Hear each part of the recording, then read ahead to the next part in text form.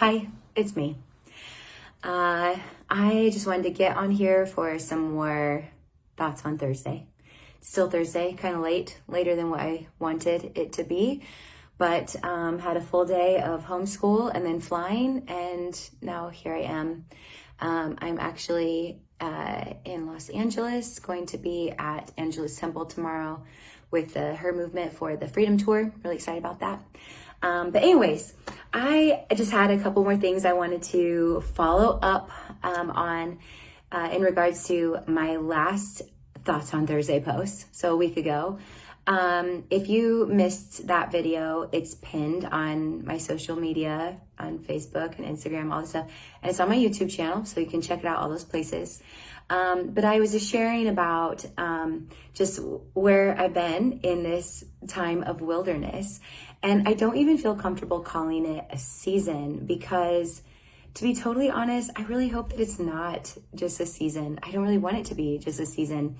I feel like I've been moved into, the physical wilderness of Montana, but also a spiritual wilderness where I have just been just completely dependent on the Lord in just the most incredible way. And I don't want that to go away.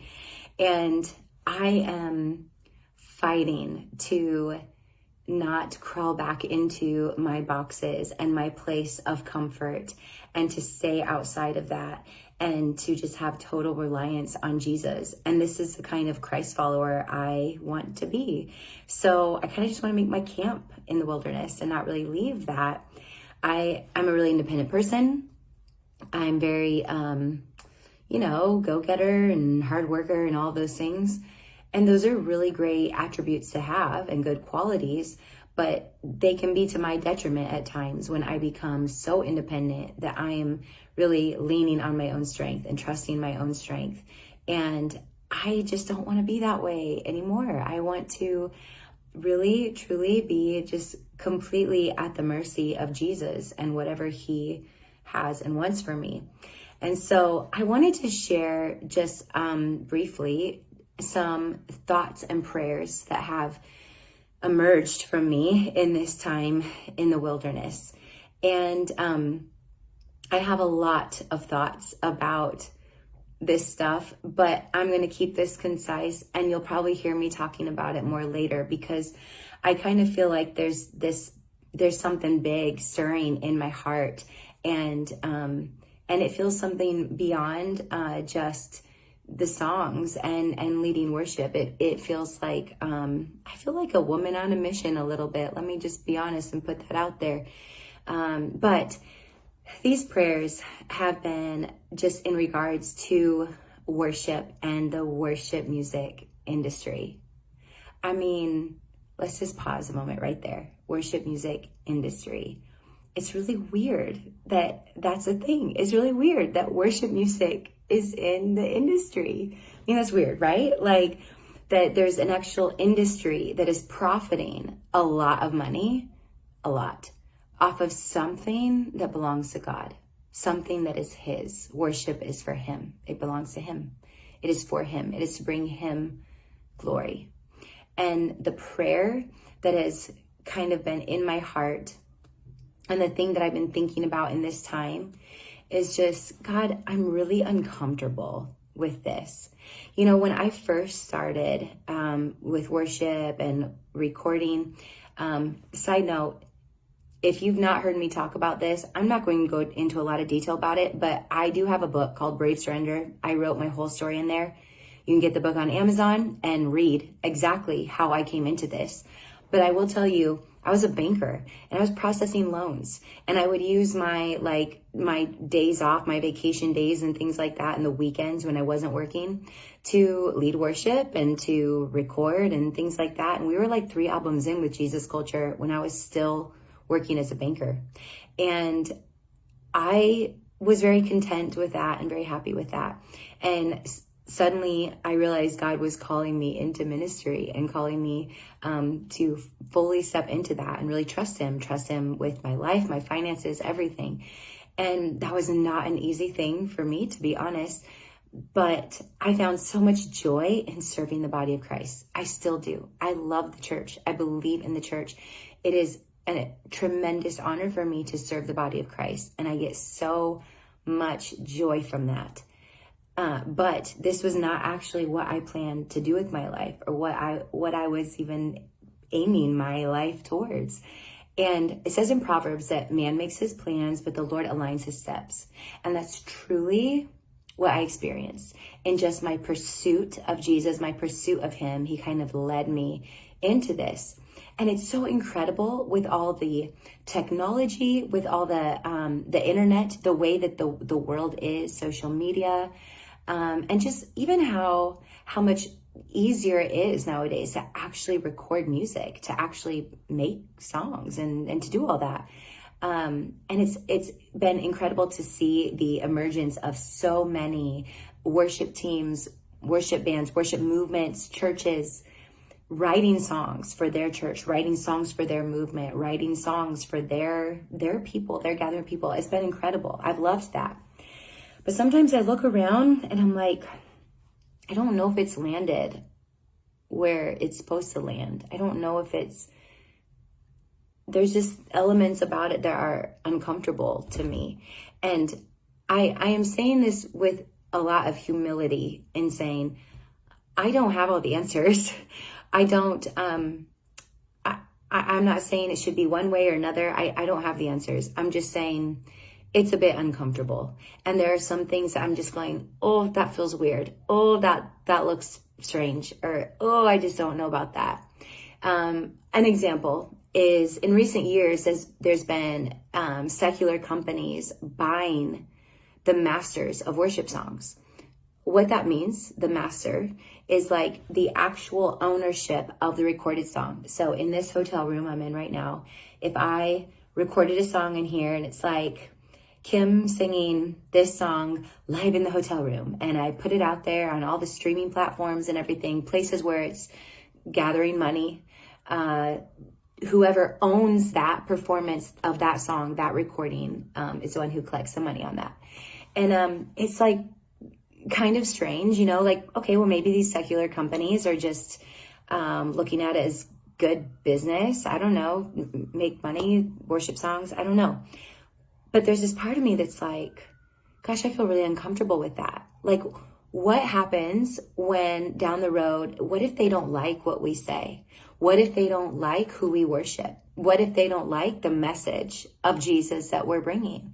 And if they own all the masters of the worship songs, they can just turn it off like that. Like, it's gone. You don't listen to it. It's not on the streaming platforms because the people who owned it took it off because they don't like what you said. I know this sounds crazy, but this is like the world that we live in. Like, this is real. That it's real. And I just get really concerned about it. And so I've been out in this wilderness, like looking around and going, God, I don't know why you put me in this. But I got to tell you, there's some things that make me a little uncomfortable. And this is the bottom line. My prayer, God, show me, teach me. How do we protect and preserve the purity and the sacredness of worship? What does that look like? And I begin to think about what I've been experiencing, getting outside my boxes and experiencing a God who is so outside of the box, blowing my mind with the ways that he's outside of the box, making ways where I did not see a way, making paths where I did not see a path, and going, there must be a plan here. There must be a different way, a better way, a way that protects and preserves the purity, the sacredness of worship, of worshipers, relationships amongst churches and worship leaders and pastors. And what does that look like? And I've just begun to pray and ask God to give us strategy and to give us new ways of thinking and that are outside of the box of how we can do that. I remember January, not of this year, but of last year, I'm sitting and I'm having one of these prayer moments, just sitting with the Lord, 6 o'clock in the morning before the sun comes up. And I felt like God was saying, Kim, I want you to jump back in this. I want you to write again. I want you to get back in. And I was just like, God, I gotta be honest. I don't know if I want to get back in that. Like, there's things about it that feel uncomfortable to me and don't feel quite right to me and are hard to reconcile. And I don't have all the answers. I would never pretend that I do. And it's just uncomfortable. I don't have any other word except that. It's just uncomfortable. And it's like, I don't want to think I'm above, falling under pride or any of those things. I want my heart to stay pure. I want to stay in a place where I'm bringing something sacred to Jesus and something that honors him and something that is accessible to help other people come into his presence. And when God was saying, I want you to come back into this and to do this again, I was like, I just feel dead inside. Like, you're going to have to literally breathe life on me, because I just feel just shut down and just kind of like, I don't know if I can do this anymore.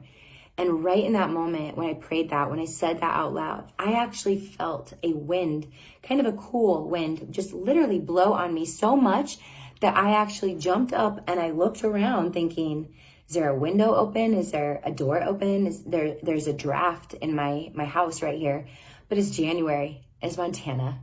You do not leave anything open in that time. Your house will be a frozen tundra like the outside if you do that. And I suddenly realized it was like electricity running through my body. My brain felt like it was on fire.